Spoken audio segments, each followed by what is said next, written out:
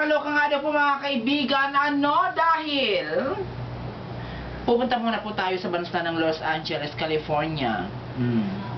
Los Angeles, California, inaasahan isang malaking tagumpay nga daw po ang naganap sa US movie premiere ng pelikulang love story na pinagbibidahan daw po nila Marcel Soriano at Angelica Panganiban at Aga Mulak ng aking ex-husband. Sa naganap nga daw po mga kaibigan na red carpet premiere sa Los Angeles noong August 25 Saturday, jam-packed ang dalawang screening ng nasabing pelikula sa Alice Theater at Glendale. Friday pa lamang daw po mga kaibigan, talagang super sold out device na ang nasabing tickets para sa dalawang screenings ng nasabing pelikula. May demand for another screening pero hindi daw po ito mapagbigyan ng ABS-CBN Global dahil sa taas daw po ng hinihinging talent fee ko. Hindi po mga kaibigan, hindi daw po mapagbigyan ng nasabing istasyon.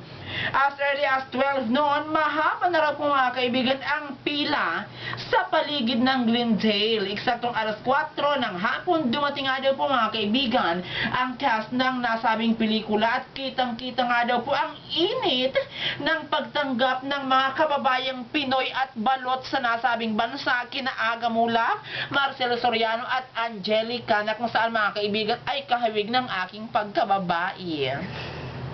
Ay, joke lang. During the opening and close open, during the opening daw po mga kaibigan, nakakabingi ang hiyawan ng mga tao nang nagsalita na ang tatlong nasabing cast. Ang grabe si Angie, tinutugduan ba kayo ako ni Angie Lagandang ay. Sabi pa nito, matagal na akong hindi nagpi-premiere sa ibang bansa. Sanay na po ako sa mga barangay lang nagpi-premiere.